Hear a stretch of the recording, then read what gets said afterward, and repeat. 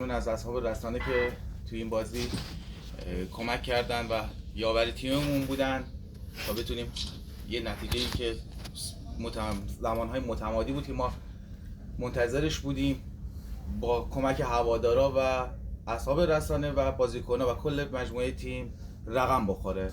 آقای مهدوی در مورد بازی صحبتشون رو می‌فرمایند. بعد از اون اگه سوالی داشته باشید در خدمتتون خواهیم بود. سلام و عرض ادب خدمت شما اصحاب رسانه. خیلی خوشحالم که در خدمتتونم و معذرت‌خواهی میکنم بابت اینکه صدام گرفته. بعد هر بازی این اتفاق برامون میفته چون میدونیم که فشار رو ما خیلی زیاده.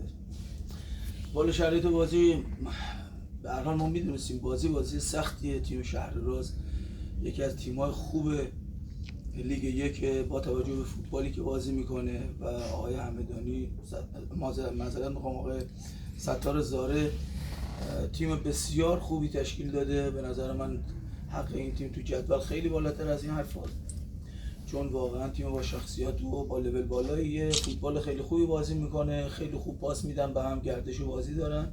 این تیم اگه من فکر کنم یه خورده تلاش بیشتری میکرد شاید جز 3-4 تا تیم بالای جدول میشد و میتونست خیلی خوب صعود کنه. خدا رو شکر با توجه به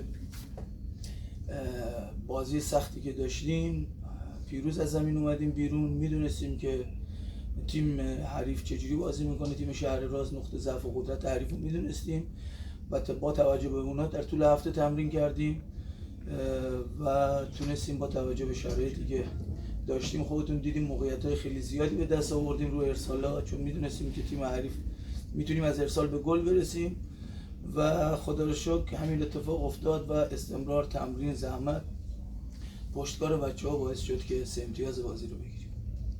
تو لیگ میمونید آقای مهدوی امسال؟ والا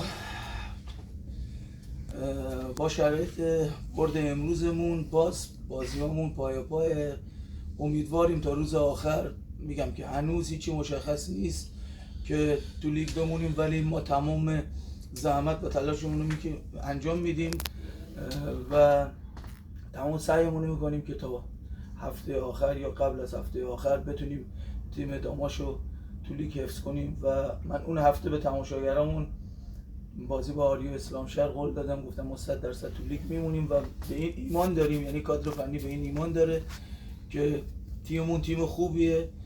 یه خورده چون نتیجه نگرفتیم فشار رو بازیکنای ما زیاده و بازیکنامون با استرس بازی میکنن. رفته شما میبینید هر چقدر از بازی میگذره ما مسلط‌تر به بازی میشیم. شروع بازی شاید خوب شروع نکنیم ولی تو نیمه دوم شما میبینید ما سوار بازی، موقعیت‌های خیلی خوبی به دست میاریم، خیلی خوب پاس میدیم، موقعیت ایجاد میکنیم.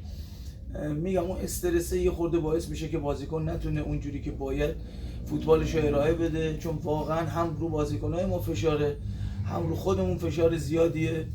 ما واقعا روزهای سختی رو تحمل کردیم ولی با توجه به اینکه میدونستیم تیم حریف چجوری بازی میکنه، زحمت، تلاش، استمرار، پشتکار هم کادر فنی هم بچه‌هامون که واقعا تو این بازی از جون مایه گذاشتن، هم اونایی که از اول وارد زمین شدن هم بقیه بازیکنایی که تعویض شدن وارد زمین شدن، نشون دادن و میل خواستن رو صرف کردن